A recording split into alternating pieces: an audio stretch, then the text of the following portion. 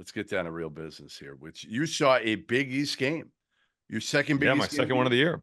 Yeah. Second Big East game, yes. And this would look to be an unbelievable game. I was jealous because you got Creighton Marquette in Omaha. Huge game.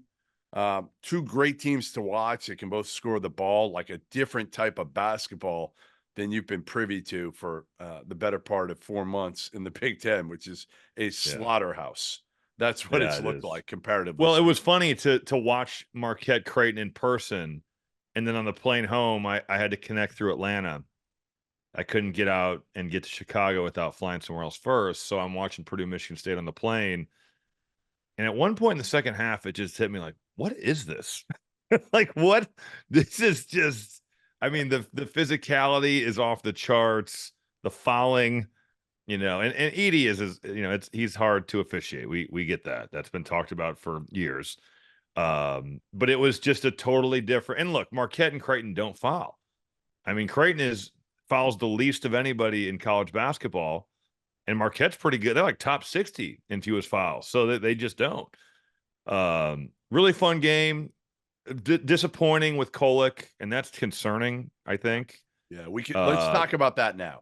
Let's talk about Tyler Kolek, and it is the biggest storyline right now. Let me say this before we get there. I want to give Marquette credit because no Iguodala, no Tyler Kolek, and they played their asses off. Yes. And I thought they had so many guys step up and do positive things. Cam Jones is awesome. I mean, he is a bucket getter, and he can do it at multiple levels. He's great at the rim.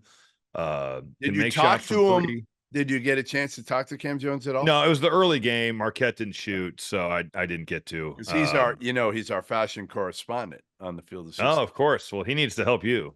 For being honest. He motivated me. He motivated me right away.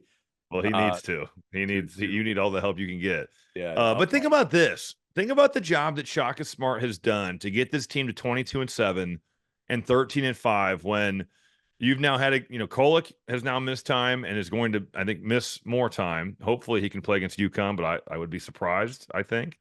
You don't have Oso Ighodaro in that game. Sean Jones out for the season with an ACL. Stevie Mitchell's missed time with a hamstring injury.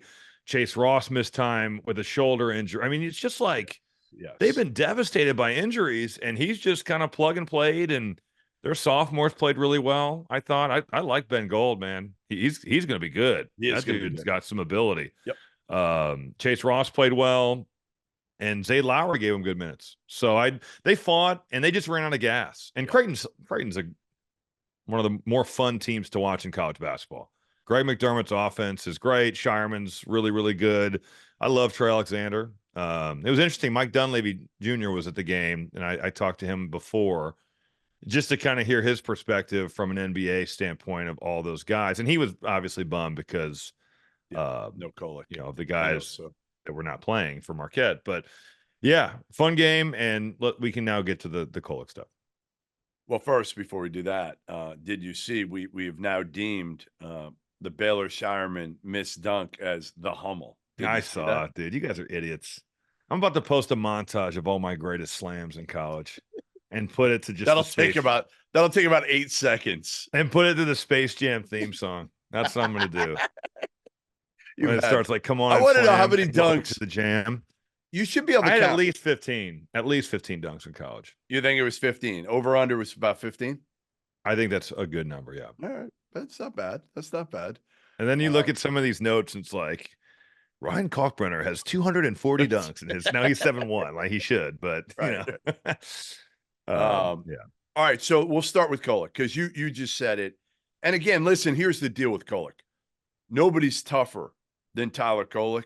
Honestly, in the country, there are very few that are tougher than Kolek. He played earlier this year on an ankle that was completely screwed up. Illinois game. Correct. Yep. For him not to play and not to travel, it's significant for Tyler Kolek. Well, it sounds like it's an injury that is not common in basketball players. It's like a golfer, baseball, like obliques back and core are weird because when they're working well, you never even think about them. And then, you heard it and you're like, man, I can't even sit up. I can't lay down. I can't, it's very strange. And, with the amount of times that he's snapping passes across his body, the weird thing is that if you watch the injury, the play, it's a pretty routine pass. That's what's so weird about those injuries. It's like, man, he's probably done that a million times, Right. where he's passed in that manner. But I think, and I can speak on this well, for the late February injuries, and you think about Kenyon Martin, you think about, I think about Arinze Onawaku at Syracuse, and the way that Syracuse played that about as well as you could. You're not that you're encouraging schools to lie, but if it was to come out where, all right, Kolek won't be back until maybe he'll miss the rest of the year, or he won't be back until the second weekend at least. Now all of a sudden you're worrying about, if you lose some games, are you going to get dinged a seed line or 2 or 3? Because that would be a huge loss. I feel like for their last 2 games, I know he wants to play against Connecticut, considering what happened on February 17th. Like that had to burn him. But that's a horrible game to bring him back for too, Rob. But it's a quad 1 game. If you lose, if you win, of course it helps you. Yeah. If you lose, it really isn't. It's not a big deal. Nope. At Xavier on March 9th, that's going to be quad 1 as well. That's probably a quad 1 game. If there is any doubt, you would think that you'd want to say, if you're Marquette, we need to at least rest him till the Big East tournament. And if he can go there, now you're starting to talk about showing the committee that he can be healthy. But I don't feel like you really gain much by playing him, which is really disappointing as a college basketball fan. Right. Now, if he's healthy, then fine. But I'm assuming that he is not. And this is not one of those things where if you tough it out and you could re-injure yourself, that's got to be taken into account. The bigger picture has to be taken into account. Rob, again, if he was healthy, he would have made the trip. No question. I mean, if he was at like 90%, he would have flown with them and made the trip and sat there. But because obviously you're not putting him on a flight, because he's uncomfortable. He's hurt. He's uncomfortable. And if he's not going to play, right. You're thinking, well, we can keep him back with the athletic trainers. He can do treatment. I don't know what treatment is for an oblique. I don't know. I guess it's probably rest. Yeah, a lot of rest. The rest and time. Yeah. But time is not something that we have a lot of, as we are 6 weeks away from the end of the season. Yeah, to me, this is the ultimate no-brainer. You don't let him play against UConn or Xavier. Agreed. You don't let him play.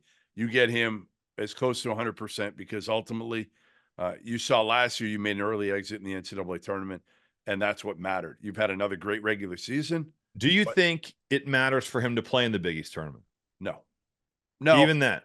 I would say because he's played so long and they know how to play with Tyler Kolek. No, that's true. I was thinking more of if he is, but I don't know how you gauge this, that he is no longer at risk of re-aggravating or, it would just. I feel like it's like a hammy. I feel like it's a little bit maybe like a hammy where you don't know. Dude, you don't know that. I don't know, but I'm thinking an oblique. I'm thinking it might feel better. It might feel better until you go out there and you do something. This will be for later in the pod. I'm texting my athletic training buddy. Is an oblique injury similar to a hamstring injury? And we'll get clarification here. All right. Can you text him right now? I'm texting him right now. We'll come back to it later, but yeah. You think this guy's actually going to get back to you quickly? Does anybody get back to you quickly? No, this is my boy. He was our athletic trainer at Purdue. We'll see. We'll see. You find out the answer. I'm dying to know, but I'm not saying it's like it in a sense of like this is going to be a great. Hold on. This is going to be a great explanation. Please go. I need to explain the fact that, again, you think you're healthy. You're saying that you can re-injure it. You can re-aggravate it. Correct. You don't know you're 100% with both those injuries. Yeah, the hammy is always the nagging thing. Correct. All right, I'll preface it with thank you. In the sense that it can be nagging. Yeah, I appreciate it. Thank you very much.